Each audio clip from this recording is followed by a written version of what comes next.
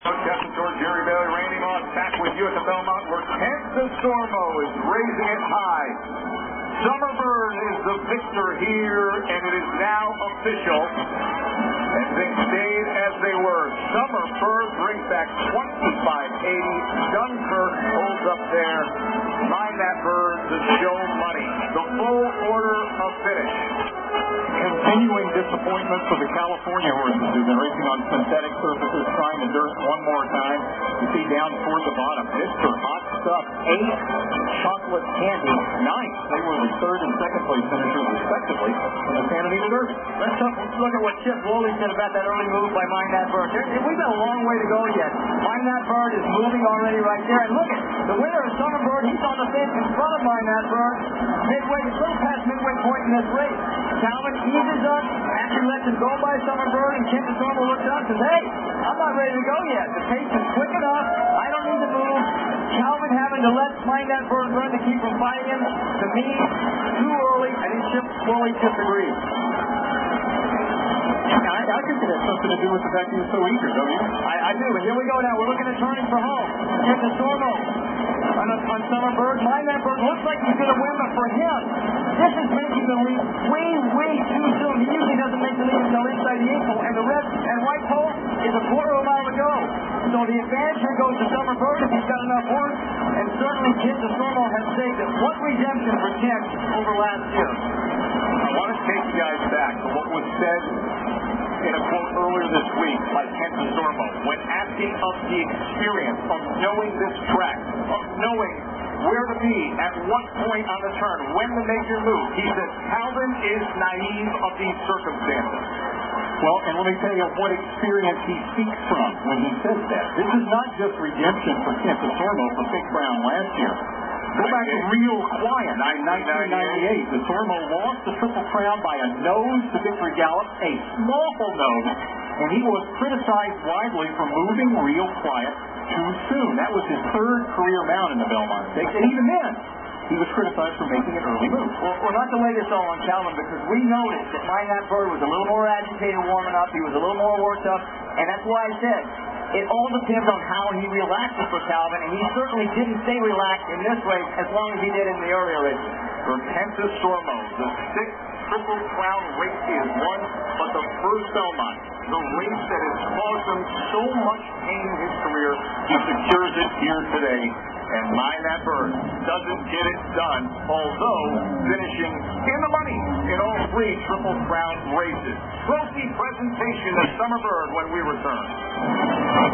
Before I introduce Governor Patterson, I just want to briefly thank our racing fans that support us 300 days a year and our great horsemen that put on the best show in American racing. Now to the race. What a thrill, a gritty, grueling stretch drive where your Colts cruise and pass the test of a champion. Congratulations, a tremendous race. Now I'd like to introduce the governor of our great state, David Patterson. Well, thank you. It is my pleasure to award the Belmont Trophy, the Tiffany Trophy, to Summerbird. And its great owner, Kal Rahman, the trainer, Tim Ice, and the jockey, Ken Casermo. So the owner is known as Dr. J. Dr. J, this is a slam dunk for you and everybody affiliated with Summerbird, the other bird that won the Belmont this year. Congratulations, Doctor. Winner of the Belmont. And in addition to being a horse owner, you were also, I believe, a cardiologist. So what was the heart rate as you saw Summerbird start to take the lead? It was really exciting. It was a great opportunity and a great honor to win this race. What was the feeling when you realized just moments before he crossed the line you had a chance to capture this Triple Crown race? It was really a great feeling. It was the greatest feeling we had in the horse racing business in 35 years. Your wife is also a doctor. Is he telling the truth? Was he this calm with the win? that is the truth. A very thrilling victory for Summerbird. Congratulations, Doctor, both of you on the great win for Summerbird. Janice? In 1998, Kansas Stormo lost the Triple Crown by a nose on Real Quiet. He, of course, lost the Triple Crown last year with Big Brown in that debacle. There was scrutiny afterwards. Can you put into perspective what it means to you to finally add a Belmont to your resume?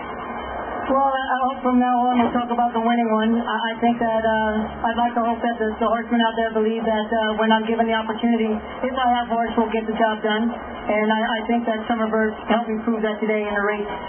Some of the bad memories and instill a new one. And in fact, as I said before, it would have been a long way home hanging my saddle on the wall and not having knocked up a Belmont in my career. So I'm ultimately thrilled for that. Thank you, Tim and the owners, Dr. Gill. And now if you want to, you can retire. Indeed. Not that we want you to go away, but you're not going to Definitely.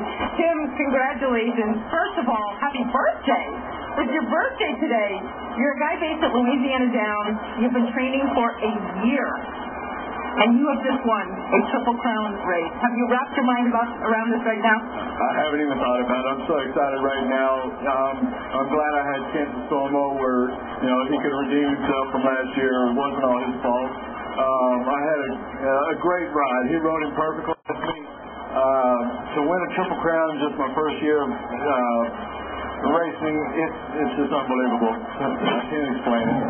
Something that'll probably take you a little while to come to terms with. So congratulations. And Summer Bird soars above his Belmont competition and fills a void for Kansas Stormo in the process, Joe. Just like his daddy did. And the reason there's a T on Kansas Stormo's silks there, it's Tiffany Farm, the name of the ownership. And they just got the trophy made by Tiffany and Company. More to come. The Carnations are on Summer Bird. Horse controlling the pace. Dunkirk fighting to stay on to gain second. Hank, you thought Calvin Borel should have run over the track either during the week or on the same day as the Belmont. Well, now is it bigger than that given how he made the move in the race? Well, they're going to be talking about the premature move, and that might have something to do with it. But I also want to point out that the Triple Crown is a grind. The horses that ran first, second, and fourth did not participate in all of the Triple Crown races. This horse is a great horse, and he might have been tired as well. Yeah, before people go off on Calvin Borel too much, if not for the move he made in the Kentucky Derby, a move a lot of jockeys wouldn't have had the nerve to make, we wouldn't be in this position to be questioning it.